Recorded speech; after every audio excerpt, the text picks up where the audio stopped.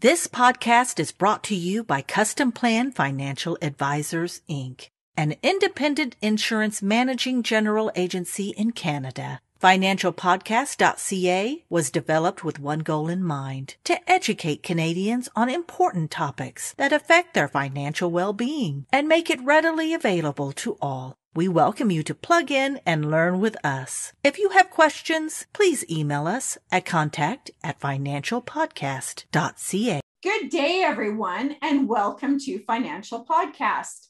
I'm your host, Darlene, and we've got a fantastic show lined up for you today. We all know that the financial services industry requires many things from their agents and brokers.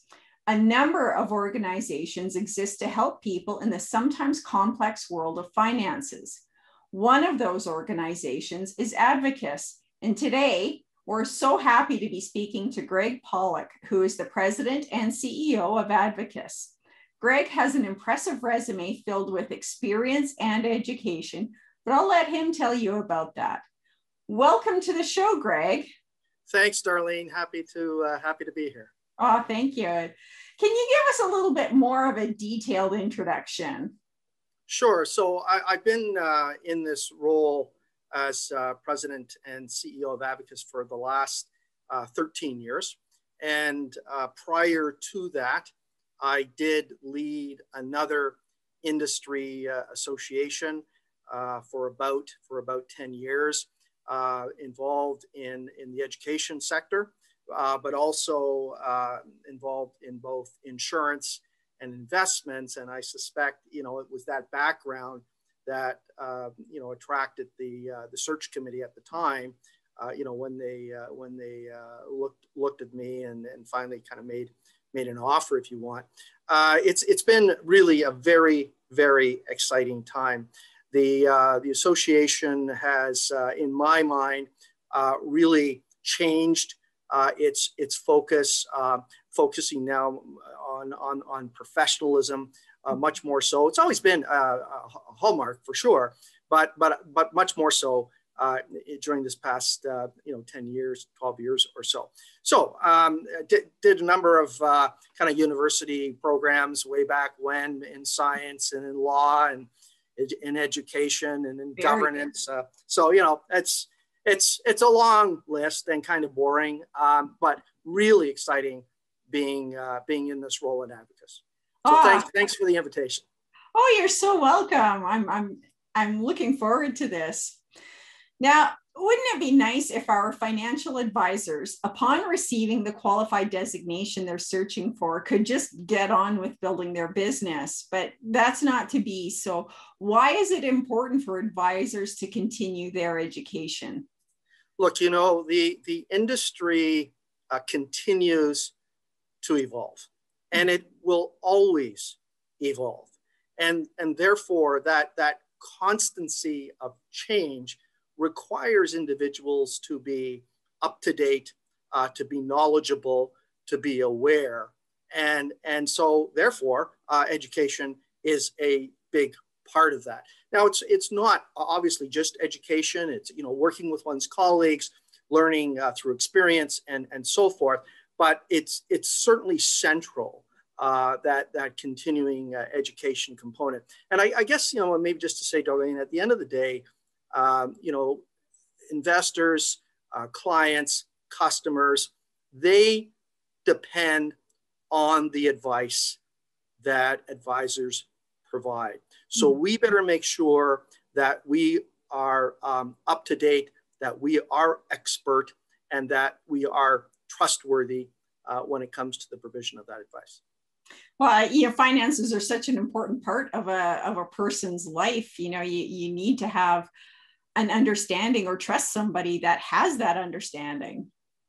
Yeah, for sure. And I think, just on that, the whole concept of fit is in my mind critical for clients. If you're working with an advisor and it doesn't feel good, well, then you're probably with the wrong advisor.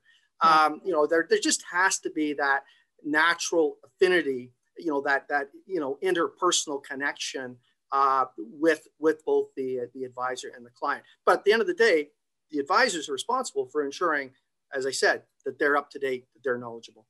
Yeah, well, it seems like things change all the time, and so it would be tough to for the average person to keep up on everything. So you guys offer a lot of continuing education courses. We do, and well, we offer a variety of programs. Really, when you get down to it, we offer the basic licensing program on the insurance side, the health and life insurance side of the business, which is known as the LOQP. We offer a number of designations, and I know you wanted to get into that a little bit later, so maybe I won't get into all that detail, but there's a lot packed into each of those designations, which in many cases is very foundational for advisors today. But then beyond that, we put on webinars, we put on seminars, we do an annual, what we call update program, which kind of brings people up to date in terms of, what are the current issues that are front and center, that I need to be dealing with as an advisor. And maybe, maybe we'll come back to this, I don't know, but, a lot of us, when we think of education, we think kind of the formal technical knowledge, if you want. Yeah, exactly. But really, it's way beyond that. And soft skills are very, very critical in terms of not only being a successful advisor, but ensuring, therefore, that your clients are successful. So if you're not a good active listener, you're probably not going to make a good financial advisor. If you're just sort of directing traffic and telling the investor what to do, the client what to do, and so on and so forth, and not really focusing, on their needs and their current objectives today, if you want, then you're probably not doing them justice. So those soft skills are very, very important when it comes to advisors. And so in my mind, that should be just as important a component of continuing education and education as are the sort of the technical sides, the knowledge sides of the curriculum. Yeah, that's an excellent point, is the soft skills and being an active listener, because I'm not sure that there is as much of that today, like with everybody doing everything online. Is there as much, or is it harder to be an active listener than what it used to be when you're sitting down right next to a person? Yeah, that's a great question. And I guess in a sense, we're getting into, okay, so what's the role of digital? Is it all about robo-advice? Is it all about AI? Do I just really need to log onto my computer and talk to my computer and it's all done for me? Yeah. I don't believe so. I believe this business historically has been a relationship business. And I think, a decade ago, as AI began to come on stream and, more digital came on stream, a lot of advisors began to think, well, are we going to be redundant?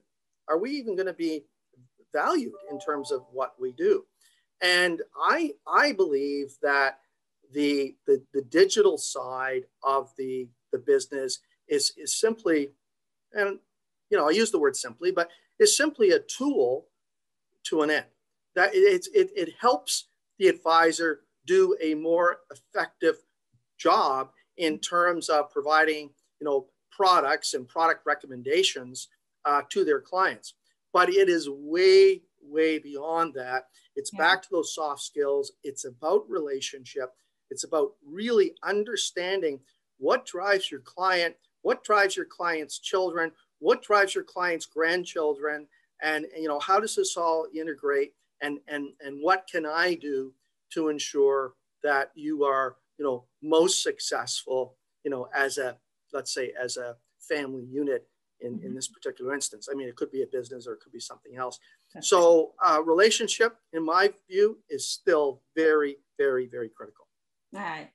Sorry, I got us off track there, but it's just such an interesting rabbit hole to go down, and it kind of is a rabbit hole. But getting back a little bit more on track, you were involved recently in title registrations, like throughout in different provinces. Why is that important? And can you tell us a little bit more about that and what happens as a result of that? Yeah, so it's, I guess, more commonly being referred to as title protection legislation. In other words, if I earn the right to hold a title, then I get to, as long as I meet the standards, whatever they are related to that title, I get to use that title. And there are 2 titles that are currently being examined and looked at and recommended for title protection purposes. And it's the title financial advisor and the second title financial planner. So back in 2018, 2019, it's a while ago now. And of course, that's pre-pandemic and so forth, right? It was another world. But in any event, we actually retained a polling firm to actually speak to Canadians about titles and what titles they relied on and so on and so forth. And more or less 50% of Canadians believed that the title financial advisor was protected in legislation, and that you could only hold out as a financial advisor if, in fact, they didn't really know what, but if I had certain credentials or education or that sort of thing, just like a medical doctor. People believe that medical doctors have certain backgrounds and education and met certain standards and so forth. Well, it turns out that's just not the case at all. Anybody could hang up a shingle and call themselves a financial advisor. We believe that was very problematic. So when the public then learned that, when you said to them, well, in fact, that's not true, then 80% of those individuals said, well, then I think there should be some kind of professional code of conduct for these individuals.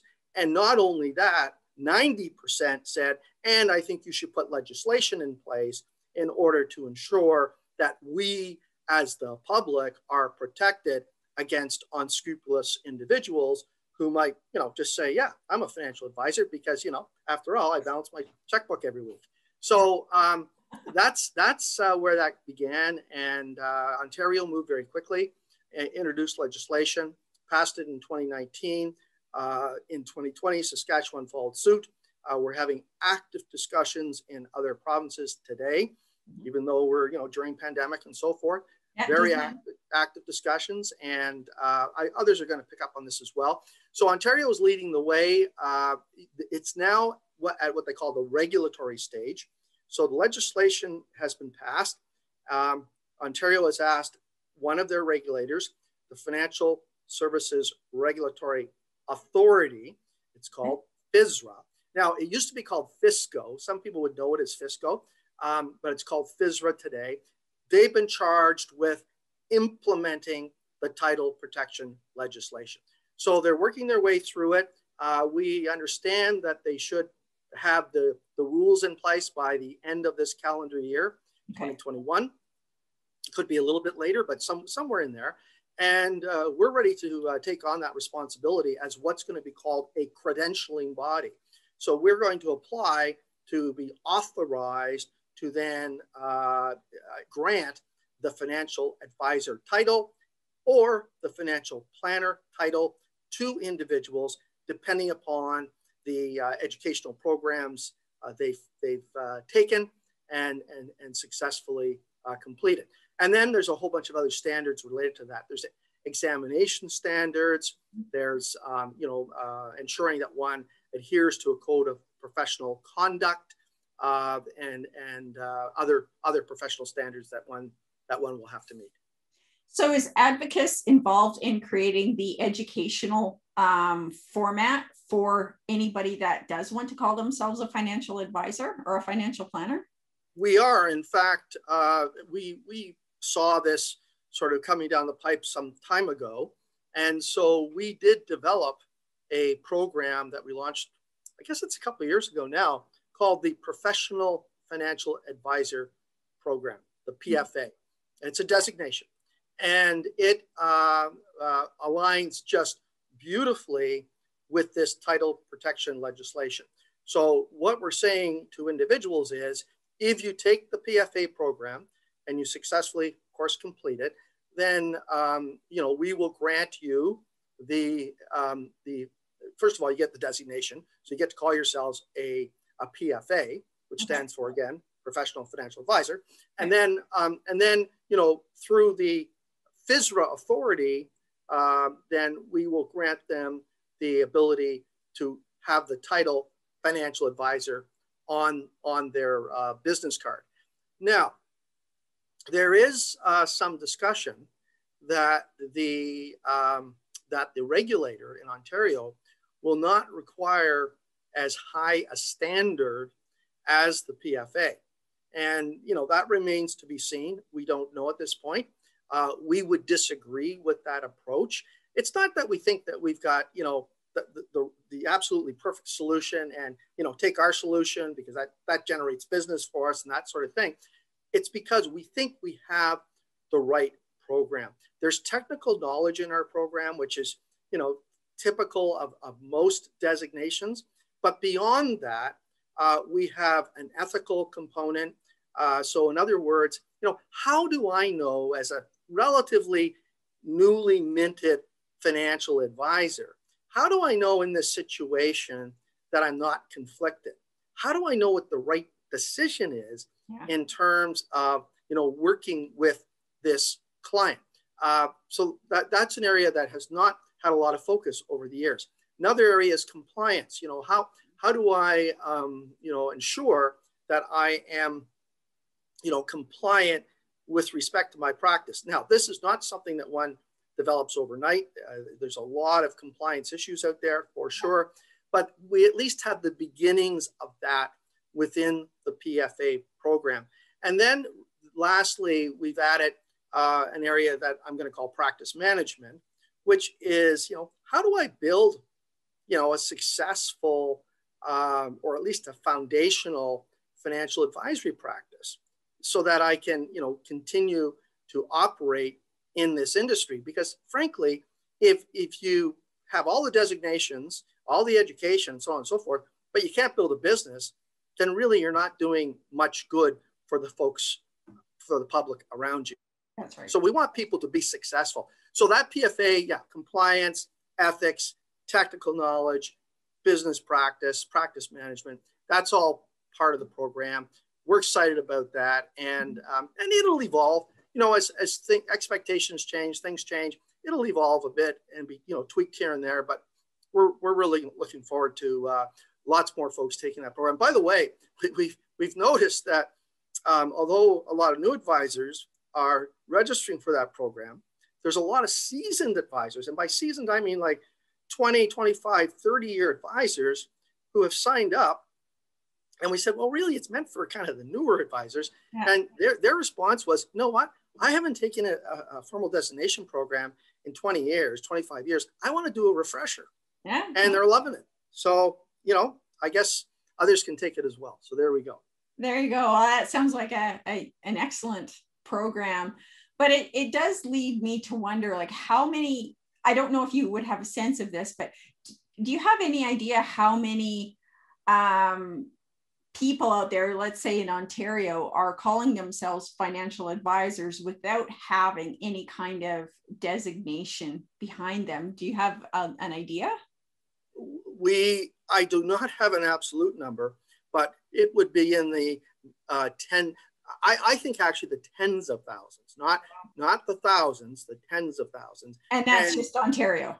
And that's just Ontario. And now Ontario's a big province. There's no doubt about it. But excuse me, that is definitely problematic. Yeah. Again, now Ontario's worried.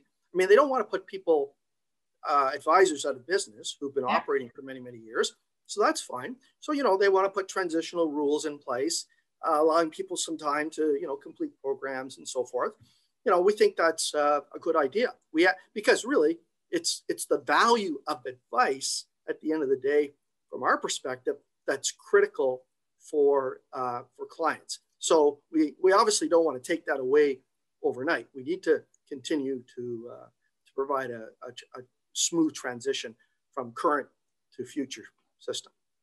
And when I was on the Advocis website, that's one of the things you offer so many options for advisors. But there are a number of associations in Canada like CIFPS or the Institute of Advanced Financial Planners, and those are just a couple. Yep. So what makes Advocis stand out, and what do you do for your members? Right. So I think we have a fairly broad, I would describe it, education program. So yes, we offer the PFA, but we also offer the CLU designation, which today is really a wealth management and estate planning designation at the end of the day. We offer the Certified Financial Planner designation. We don't own that. That's owned by FP Canada, but we are licensed by FP Canada to deliver that program. And then we have another specialized program called the Certified Health Insurance Specialist, CHS, which really focuses on health benefit programs within the country. So a number of those other organizations often will have one program that they focus on, not that breadth of program.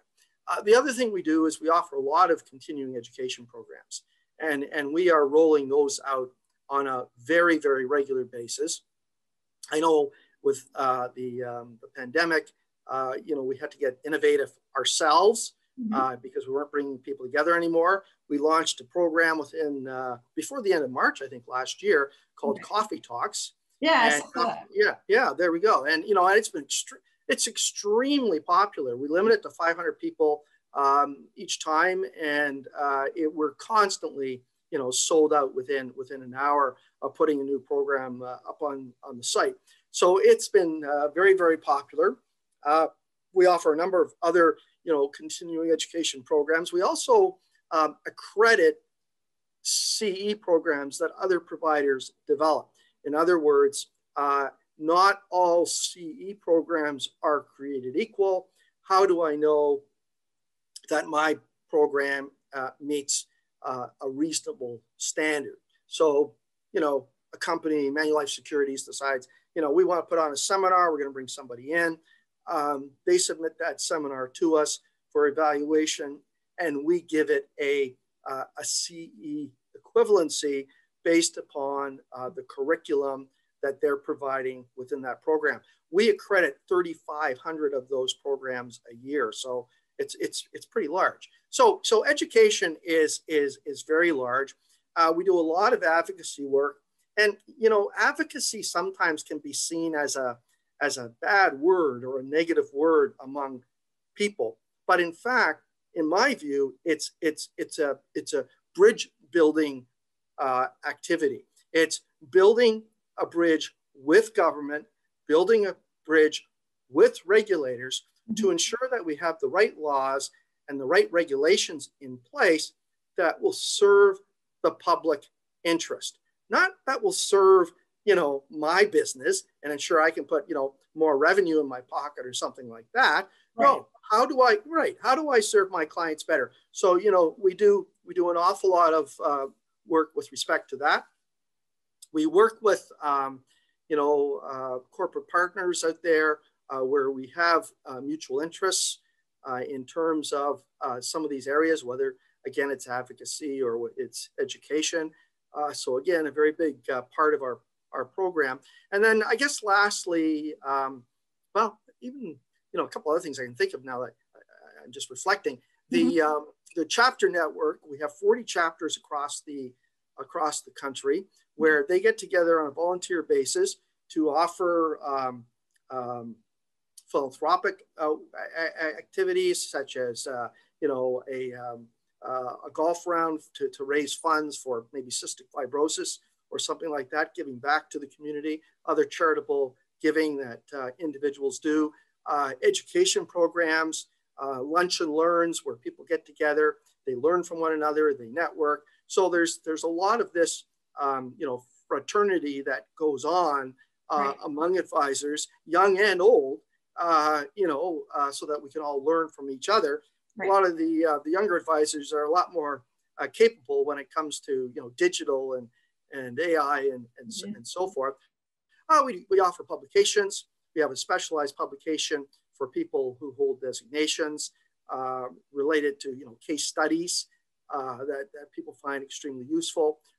Forum magazine, eForum, our code of professional conduct that relates to professional standards. We do investigate complaints if they are brought before us, and some members have been sanctioned as a result of that.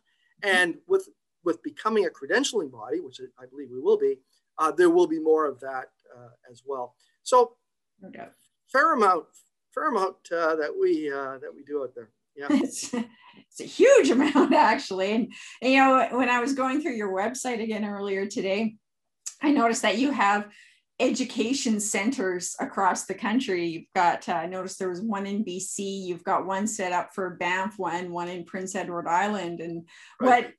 what is involved in that? What can somebody that attends expect from something like that? Yeah, so we actually use the simple term school. Those are our summer schools, I guess I would describe them as. Yeah. And they offer phenomenal programs, continuing education. Yeah. They run anywhere from 2.5 to 5 days, and one would simply have a succession of speakers throughout each day. So 8-hour day, probably 8 speakers, but there would be panels. There would be different approaches. We'd mix it up a bit so that it's not just a bunch of talking heads, if you want, excuse me, hour after hour. But the feedback on those schools is outstanding. And what we find is people who have attended those schools often will come back year after year. And I know we have individuals that have attended 25 and 30 years each and every year. Just unbelievable. So great program. Well, it speaks to the value it provides. So that's excellent. And, and I have to say, I think your website is well designed. I have a bit of an IT background. And okay. so I that's a compliment, I guess. Yeah. Well, yeah, I like that. It's easy to navigate. You've got a good complement of videos and articles. And so I think, this is just another great asset that you have within Advocis. So thanks for that. Because I didn't mention that. By the way, and I know the staff have been working hard in terms of updating that and continuing to update that. That's just a never-ending project, as you know. Well, it really is. Things change all the time. So, and people's tastes change. This has been a wonderful conversation. I know you're a busy man, and I don't want to keep you too much longer. But if anybody wants to get in touch with you, what would be the best way to do that? Probably the simplest way is my direct email, which is gpollock, Pollock, @advocis.ca. That's the simplest, Darlene. And I'm happy with people emailing me directly. I'm known for getting back to people in pretty short order. Oh, that's great to know. And we'll have all of that contact information up on the website when this is published as well. So thank you again for coming on the show, Greg. You're quite welcome, Darlene. This was great. This time just flew by. Can't believe it's done already. So hopefully people will get something out of it. That's fantastic. I don't know how they couldn't, but okay. So thank you to you and Advocis, and thank you to Customplan Financial Advisors for sponsoring this program. They are an award-winning managing general agency providing fantastic resources to the independent financial advisor. Look at what they offer at customplanfinancial.com. This podcast is now on YouTube and Spotify, as well as financialpodcast.ca. Sign up or subscribe to be notified of every new podcast. And if you have an idea for a podcast or know someone that would make a great guest, please send an email to contact@financialpodcast.ca. We'd love to have your feedback. Thank you again, Greg, for coming on the show. And I hope everyone has a fabulous day. Thanks again, Darlene. Take care. The views expressed here are those of the participants and not those of Customplan Financial Advisors, Inc., its affiliates, or subsidiaries. This is not intended to serve as a complete analysis of every material fact regarding any company, industry, or security. This presentation may contain forward-looking statements. Investors are cautioned not to place undue reliance on such statements, as actual results could vary. This site and podcasts are for general information purposes only and does not constitute investment advice and is not intended as an endorsement of any specific investment product or service. Individual investors should consult with an investment professional about their personal situation. Past performance is not indicative of future results. If you are unsure about what is the best course of action for you in your financial planning, then we suggest you consult a fee-based independent financial advisor or get in touch with us to discuss your individual situation. Our phone number is 604-687-7773.